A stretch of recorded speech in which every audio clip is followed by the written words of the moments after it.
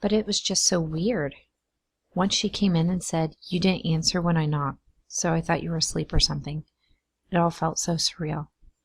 Not just the shooting, not just the TV images of students streaming half bloody out of the cafeteria doors of my high school like a nicked vein.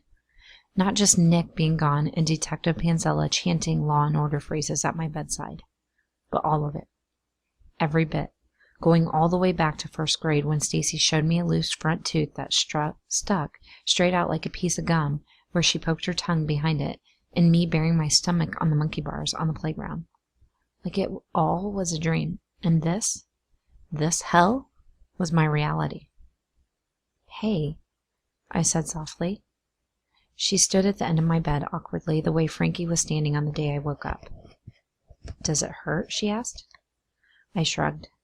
She'd asked me the same question a million times after a million scrapes in that other dream world, the one where we were normal and little girls didn't care about their stomachs showing on the playground, and the teeth stood out like chiclets.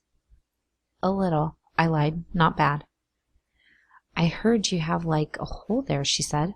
"Frankie told me that, though, so who knows if you can believe it." "It's not bad," I repeated. "Most of the time it's pretty numb. Pain pills." She started scraping at a sticker on the bed rail with her thumbnail. I knew Stacy well enough to know that this meant she was uneasy, maybe pissed off or frustrated, or both. She sighed. "They said we can go to school next week," she said. "Well, some of us. A lot of kids are afraid, I think. A lot are still recovering." She trailed off after the word recovering, and her face flushed, as if she were as embarrassed to have mentioned it to me. I was struck with another dream image, one of the two of us sweating under a sheet draped over a picnic table in our backyard, shoveling imaginary food into baby doll mouths. Wow. It seemed so real. Feeding those plastic babies, it had all seemed so real. "Anyway, I'm going back. So is Deuce, and I think David and Mason too. My mom doesn't really want me to, but I kind of want to, you know. I think I need to. I don't know." She turned her face up and watched the TV. I could tell that her mind was hardly on the cream puffs being pulled out of the oven by whatever food show host was cooking at the moment. Finally, she looked at me, her eyes a little watery. "Are you going to talk to me, Valerie?" she asked. "Are you going to say something?" I opened my mouth. It felt full of nothing, like maybe full of clouds or something, which I think is only appropriate when you come out of a dream world like that and into an ugly, horrid reality. So horrid it was a taste, a shape. "Did Christy Bruder die?" I finally blurted out. Stacy looked at me for a second, her eyes sort of rolling around, all soft-like in her head. "No, she didn't.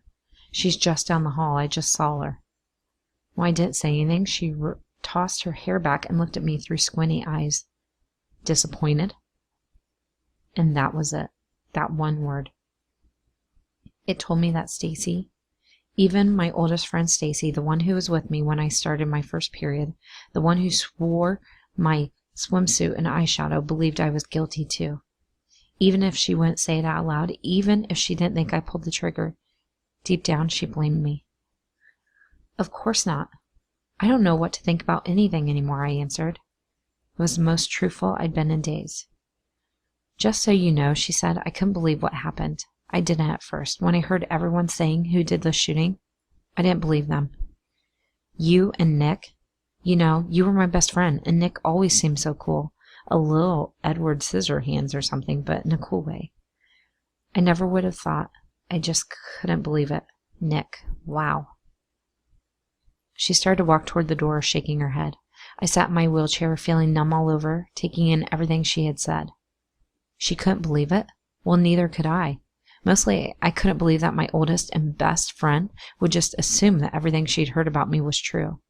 She wouldn't even bother to ask me if what they were all saying was what really happened, that moldable Stacy was being molded into someone who no longer trusted me. Neither could I. "I still don't sometimes," I said, "but I swear, Stacy, I didn't shoot anybody." "You only told Nick to do it for you," she said. "I've got to go. I just wanted to tell you I'm glad you're okay." She put her hand on the door handle and pulled it open. "I doubt they let you anywhere near her, but if you see Christy Bruder in the hallway here, maybe you should apologize to her." She stepped out, but just before the door swished closed behind her, I heard her say, "I did." And I couldn't help but wonder for like 8 hours after that, what on earth Stacy had to apologize for. And when it dawned on me that she was probably apologizing for being my friend, that dream world just blinked out, vanished. It never existed.